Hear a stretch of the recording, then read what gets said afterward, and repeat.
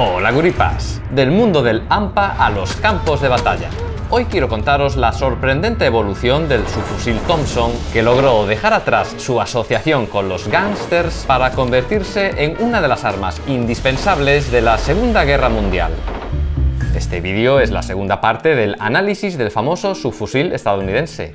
En la primera conocimos su origen y los aspectos técnicos generales. Por si aún no lo has visto, te queda el enlace en la tarjeta que está apareciendo ahora mismo en pantalla y en el primer comentario fijado. Continuamos analizando el subfusil Thompson. Después de conocer la historia del modelo 1928, nos habíamos quedado en su nueva versión, el 1928A1.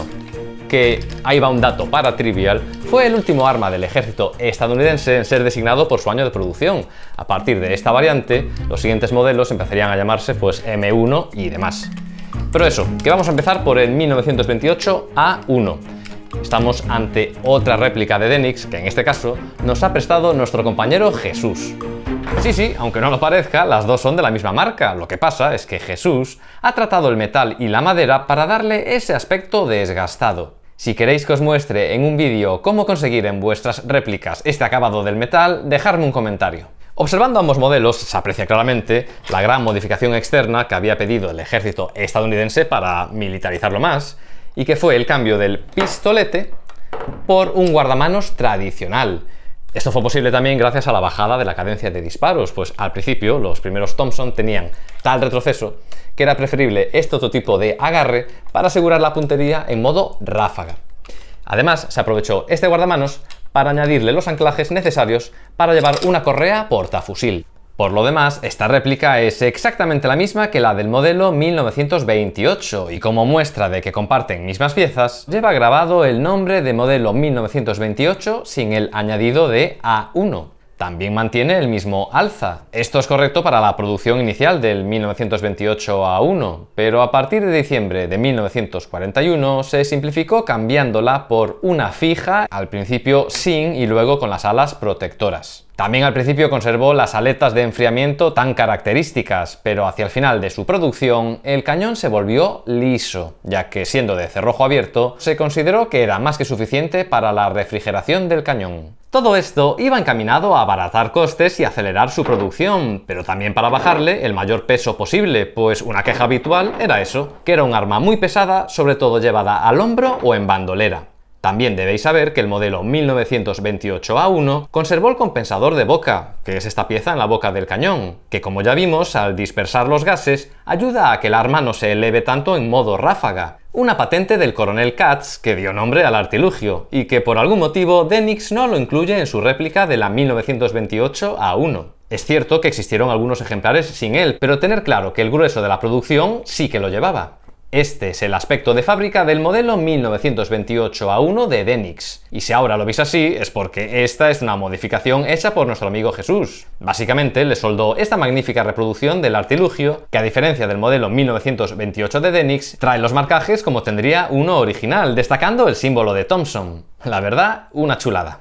Desde Tropa Guripa animamos a que Denix use el mismo tipo de cañón en su modelo 1928A1, y ya puestos, podrían ampliar su catálogo con una tercera opción, que sería un Thompson con pistolete y sin compensador de boca, ofreciendo así un modelo 1921, el primer arma de los gángsters. Ahí queda dicho. Curiosamente, aunque se eliminó el pistolete frontal, hay más de un ejemplo de Thompson 1928A1 al que se le añadió de forma artesanal una empuñadura como nuevo agarre. Que sepáis que el guardamanos es algo que en una imagen de época os ayudará a distinguir entre ambos modelos de Thompson, y en todo caso también el alza, pero no el tipo de cargador, porque contrariamente a lo que alguno pueda pensar, el 1928A1 seguía siendo compatible con los de tambor, al igual que ocurre con esta réplica de Denix. Lo que pasa es que no fue tan habitual ver esta combinación porque, como comentaba en el vídeo anterior, los cargadores redondos son pesados y hacen ruido al moverse. Por eso los soldados preferían este otro tipo de cargadores de menos capacidad que, ojo, en este caso se trata de un cargador original que sorprendentemente, forzándolo un poco, entra a la perfección en la réplica. Ahora mismo no tengo aquí conmigo el cargador de serie que trae la réplica de Denix, pero deciros que está bastante bien reproducido, con la limitación, claro, de que a diferencia de este que es original, pues está vacío, no cuenta con un muelle y no podemos simular la carga de cartuchos.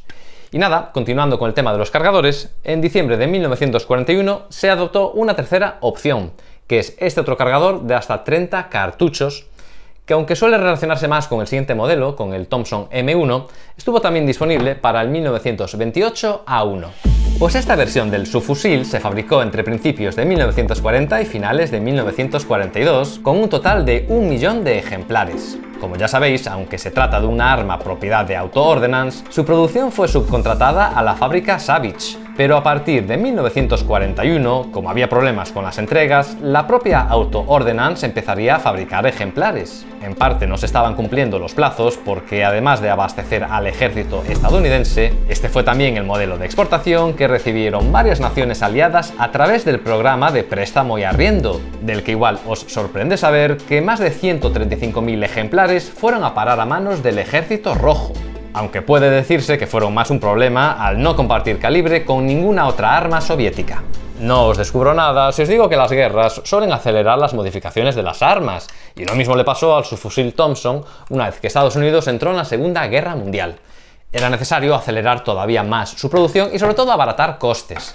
Y la solución llegó a través de la empresa Savage, que en febrero de 1942 produjo un prototipo que sería adoptado 2 meses después, en abril de ese mismo año, bajo el nombre de United States Submachine Gun Caliber 45 M1. Este es un ejemplar de Airsoft de la marca King Arms que nos ha prestado nuestro compañero Alex desde Madrid, al que le mandamos un saludo.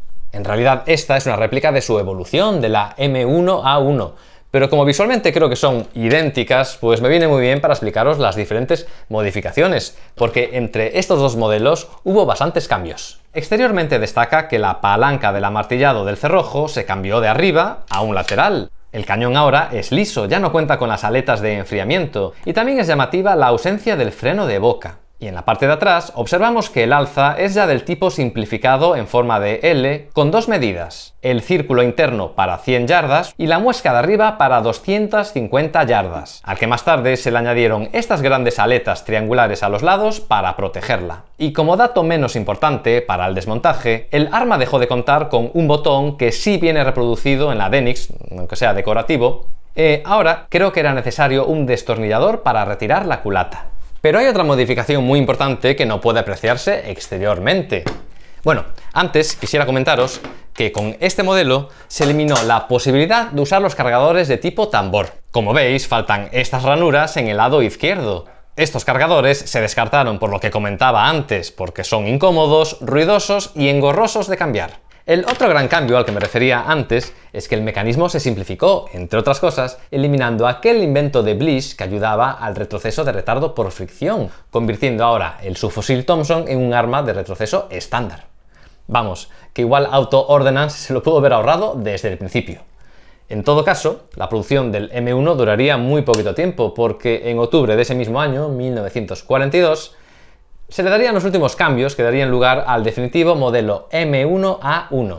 Otra vez la diferencia se encuentra pues en el mecanismo, que se simplificó todavía más. Pero el cuerpo es el mismo, así que exteriormente creo que no puede diferenciarse un M1 de un M1A1, salvo en los marcajes. En todo caso, quedaros que esta versión se estandarizó en octubre de 1942, logrando por fin realmente abaratar costes y tiempos de producción, fabricándose 1,5 millones de ejemplares. Las tropas empezaron a recibirlos a partir de 1943 y aunque aceptaban el cargador recto de 20 cartuchos, se entregaban con el nuevo modelo de 30.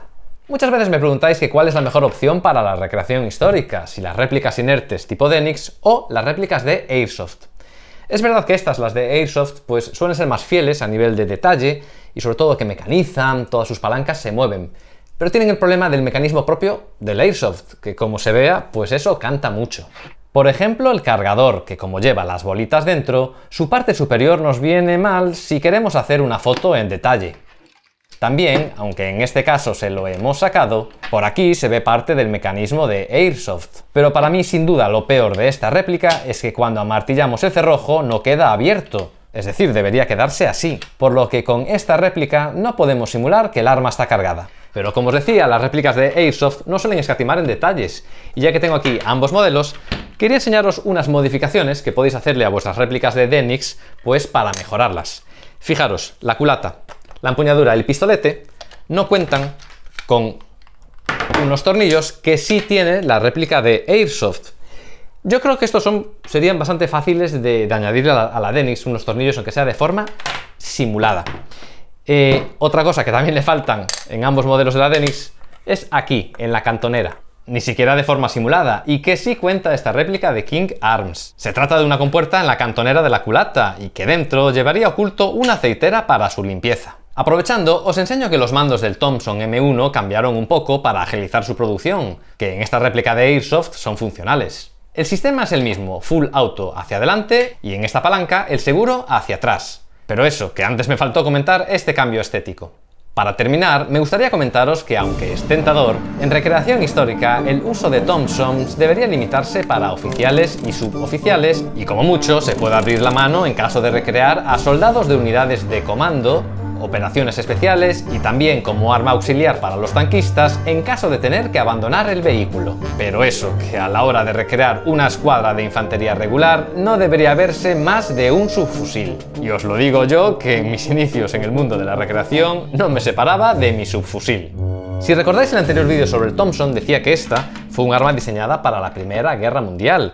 Quizá eso explique por qué, una vez iniciada la Segunda, sufrió tantos cambios. Cambios que parece que nunca fueron suficientes, porque apenas unos meses después de la adopción del M1A1, el ejército estadounidense adoptó un nuevo subfusil, el M3, conocido como Grisgun. Pero problemas en su producción hicieron que llegase tarde al frente, así que realmente nunca llegó a sustituir al Thompson, y los últimos ejemplares del M1A1 se fabricaron en febrero de 1944. En la posguerra, los Thompsons fueron declarados obsoletos por el ejército estadounidense, pero su historial se amplió durante la Guerra Fría, pues fueron usados por numerosos ejércitos y fuerzas paramilitares, donados o vendidos por las antiguas fuerzas aliadas. Os aconsejo que investiguéis bien qué modelo de Thompson os conviene más según la unidad o año que recreéis. A grandes rasgos, el modelo M1A1 sería la opción preferente a partir del desembarco de Normandía, pero no tendría por qué. Así que eso, analizar imágenes de época. Diría que con esos dos vídeos tenéis todas las claves para poder diferenciar los modelos 28, 28A1 y el M1 o el M1A1. Que a todo esto, visualmente, yo no sé cuál de estos tres modelos os gusta más. Yo, la verdad, no me doy decidido. Espero vuestras respuestas en comentarios, como también podéis decirme qué otras armas os gustaría ver en el canal. Os dejo por aquí la lista con todos los vídeos de análisis de armas históricas, y muchas gracias a Alex, Jesús y a Corazado Bismarck por las réplicas. A vosotros, guripas, os veo en el próximo vídeo. ¡Rompan filas!